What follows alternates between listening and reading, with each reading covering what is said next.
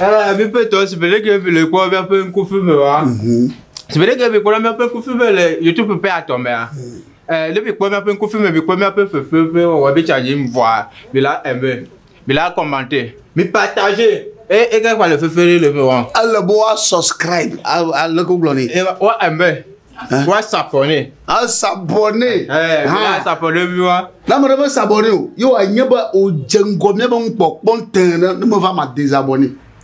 Là, désabonner. Il y a un t'abonner. Abaleke au glomen, abonne mare pomia pour moi le YouTube, kaka bofo quoi. Jagbagba na like, na comment, yes, na subscribe. Yawa. Et na quoi si peu de mitete. Et ma yeri na share na ma share ma. Et la partager hein. Ne share na ma share quoi. Ma share mo poga anyabari. Oui tutu ponela o vivi moi. Ye alo le ke do. Et toi quoi à quoi. Quand tu as du faire ça tomber. Et il y a où gros moi.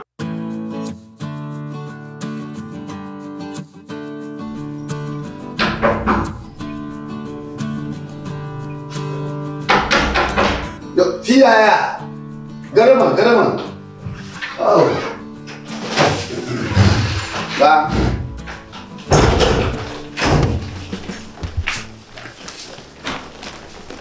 Oh, mon gars, où est-ce que je l'ai tout. Oh.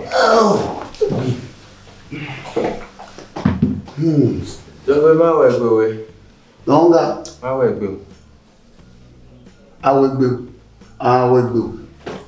Le gars foin. Oh, je veux dire entendre je dois me faire assez bon.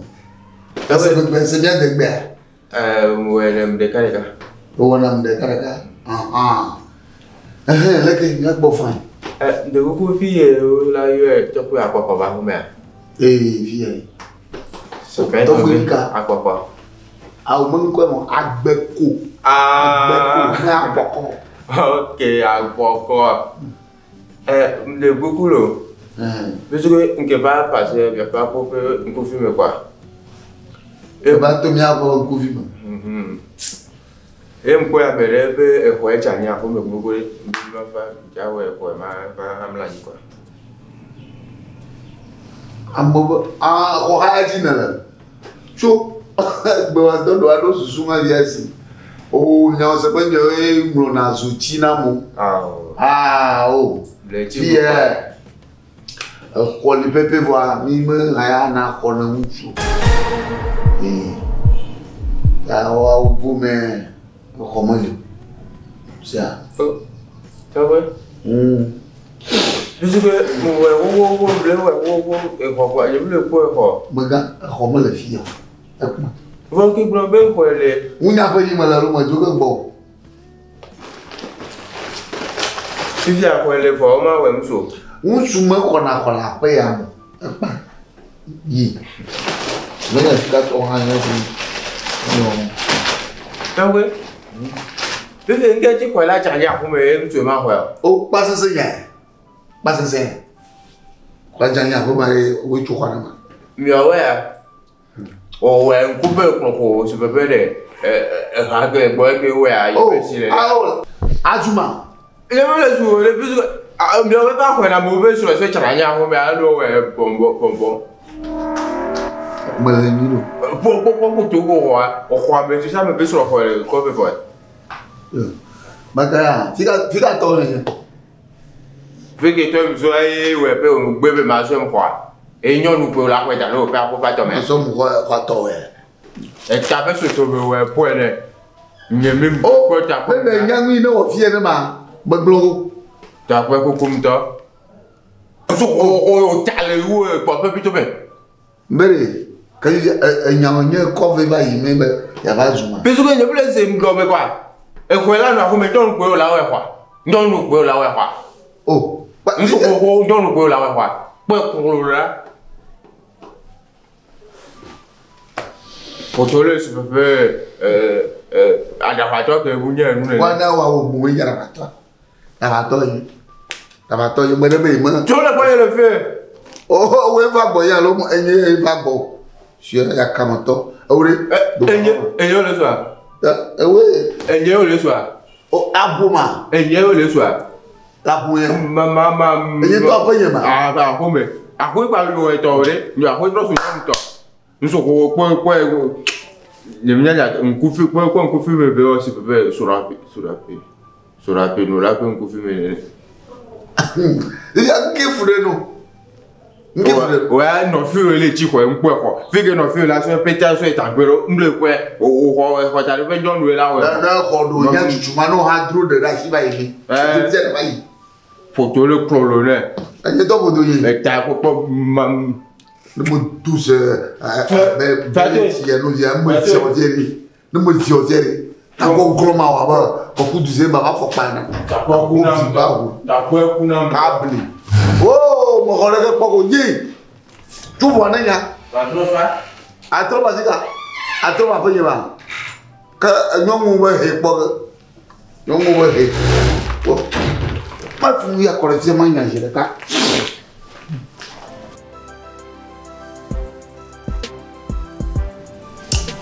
Y'a pas toi? Y'a, mais on va grandir. Il va m'aider. Attends. Au fond. Magnifique. Moi, de que tu vas corriger le fond, il y a. Nous me donnons là le mien pas ma. Me vivre na mienne. Après, il y a ma fille. Fille. Moi, j'aurais dit, il y a ma vague de novina. Felina have ne ma tu yo juma. Ne mi mle zama amaba pona boto. Amaloko ko na mchona mure de kwa apopo pa. Na ma ko anu fotro ko ka ne fotro kwa. Ko atuchoro kwa mko kwa ko kaka radio. Abana de mle ro nti ya dogbo. Nwa ya to. Mu ya ji ma menyi se fo menyi sito. E ti kona mi ba ko nya ba do ho abagba. Time me ba ponti ya banare. Ya ko nya ba ko ga kwata ichi gbo wari. Ya ko yari. Nya ji ga pinya to ko pa. Su ti mi ba be. Alo bene. Dadi nya ga tema. To gbi nya ma. Va fi ke mi ndo anyi do ya ti a enyo ne ma. Mi ja ba ko a me gblo nya re ke na mi be na $20 ke la si o. Ne mi be mi o ne ne be no nya be no mo ga to yi. Nya ga yi ko mi na fa ko za me mi ma do alo. Enya ikeli tia ko komia ba ko gas potia na mi ne mi adobola pe ame ye ko mi cover nya ya kwa komia ba ko ga potia ne mi adobola ye kwema na magbo majiji o akori afi na tu apoya adola ditema na ditema mi nye dema o yo na ye me kana zo apen chino e dema Ye ma ba le. Evelia ne ba madu vaku ya dumatore menya ogbewa doyin awumi gle kakra ba rema ko asutale ta ko me be de ma nye be na ta ai mili lagbe onjo mi agbodo ma ya karem ayo mi ya vem kunye ba ne ba la po me fiavo ma jojo na va no jipima vena do madenya ke ne la ba mare wa ma juro vide to gbi me be na de ma wa re nyawe ja ba o de ma wa amade do lai azebo anya ma juro no bo ne won to fi ma le vive le dia na ma juro de fatie dia mi nya kata yi mete ko na nyon njuwa mmota kwi oh mio ya nyanye ya Ametia. Oh papa, imi bu papa o hia. Emetie to mo bla shiki bob. Ni mo banya vie. Ka ko susuare e wo bebe vito. Mani bebe vito enyo e. Mi afọ mi abeka. Na mi bu aba ko to nene. Ye mi fa gbo va nya bebe ya kuno na wa. Pon fufuri u dale. Ehun yinyo ipo. E ko nya ti do na mi da. Anya ye bere. Oh, gaka mo lilo. Ya de ma ye di a cha ba no mi agbodo. Ne mi aba hoga mavo. Akare o mbona ne mi aba hoga mavo da fola be mo ba. Mbubu e ba jo ara maji. Enu ma lo ko ajo. Enyo na mi u be de ma barabara re ne ba no mi agbodo. Ne hoga mavo. Oh nyo. Ye ko apasese be ahwe. No kwenta shi no ko aku. Fa. Ah o milo fa. Ne hoga mavo. Ye won to la be pese da shi hoga je do ba mo. E va ya ko de fi bugo o ko muna je na maji fa me mi awe nya me kwanto enya ye joa Nya mi jana fama. Amara gava. Tia. Me go kona la tia. Nya ko nya me ji efofo ya. Awo, efofoma. Amara gava. Eyi mo wona da bo mo. Enyo ya ko amara ko po. Ago daria togi. Me de mai we awo ya. De mai ya. Ma o nyene nya. Yo, nyama ya agbelima. Epa. Me de mai ya. Nyama ya agbelima. Alo nchi ba ma. Ke ko mia ha nya di ko epa. Agbore, anya do li na broma na egbon kaka gboro. Na Togo yina obulo na mo. Cha. Le obulo na mo. Mu ma glo na mi ko mi ba susuro di ba ni ba. Na ma fare mi me ke ro. Na san do yin to mo dina cha apo wa mo. Ama ko ba ntule maga to kpɔn ŋu ava mi abɔ. Ne ntule to fi de va kekle me kpɔ wa mi zuga ne tɔ mi bɔ. Ewo dzi nia, miatɔ ene nia. Nye me dzi be ndeke ne wɔ mi ta ebi va via bɔ mi vo. Enya ko nye be kɔ mia be xɔ gakɔtia ɖe ne ese wo yɔ me xle wo na mi tsa fi mi ba ƒea mo.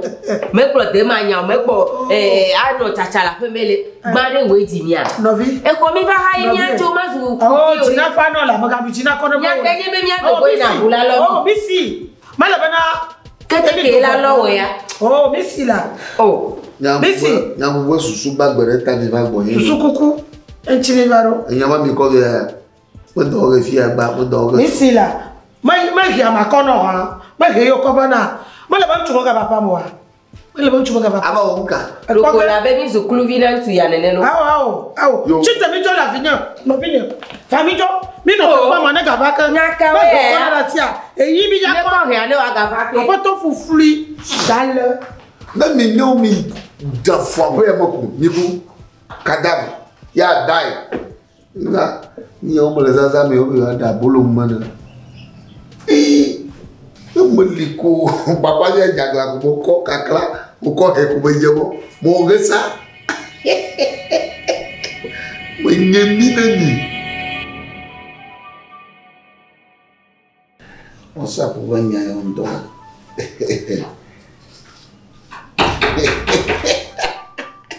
ai jai Ago. ama wo nyema tu wo we blow away. That's a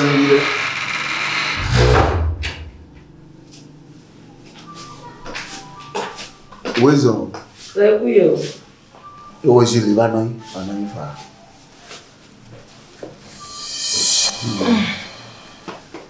Lucky, wisdom. Recuyo. Ako la fama. Ma dogbe. Dogbe fa. Roko afama to. Maybe. Novio to. Novio do. Oto nui. Forget it. Bafo. Yo, lucky, boy, you fine. Oh, baba, ni ha mala fo gora keju. Ma globa a hoko jimala ye ma pote fa o jojina magari ko ba. Ma ko ko ara fa fama. Elles sont la joie. Ma rekuku awo sra malashi. Malashi we. Ma reku awo. Kwali. Aholia. Kwali. Wa kona ma. Kaka. Aina da manamba somale shiwa. Aino. Nyum ala ba nyum njina mtu ba nyala ya. Oh, soma malashi. Ya ka ku bai. Njina mtu ba nyum. Mtu konko dana jire plum do. Mfanye do ko no ta. Ba jo ajina mu. Ja. Soma malashi ore. Oh, nyanyi to hanya malwa mtu hada do. Malonjo hada do. Mtu. Ya ba kong marah mo na miuta. Ele ba na hopara fia reso. Ebe na hopara. Afia reso. No marama. Anyo. Ontong ko wari. O mara kun ko nya sister Memunatu. Memunatu. Rekwe. Gana to nya. Rekwe. Be sister. Ajojina. Ewali mi na kpohwa na ajojina wa makono. Ozia. Ese igwele wenye unjuma ava. Alo nye pode doge na lafi adesonta ajojina nya. Sia. Mami makoko fion. Sia.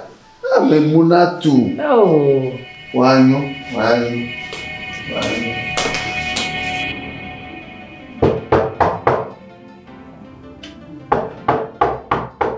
Yeah.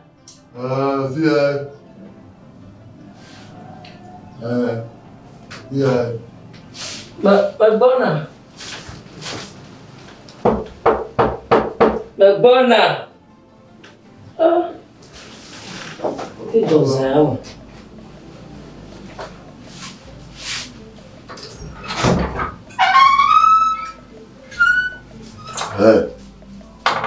Vai na tela. Pode ir. Vai na tela. Pode ir, macho. Sim. Pode ir. Vai na tela. Anak kerja. Mamanya. Mana cukara yore. Ni cukara nyong manye. Nya belnya segomi. Vai na tela. Nyong manye nyentom jingo gola. Manye wega blogo de. Manye. Manye ndarao babi mafiore. Da ma gela sama fofo.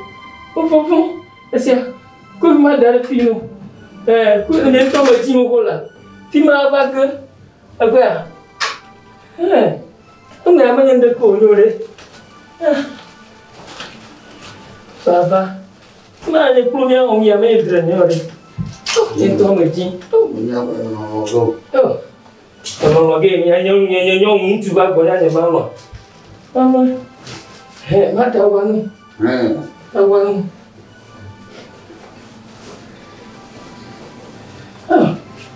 Bisa deh.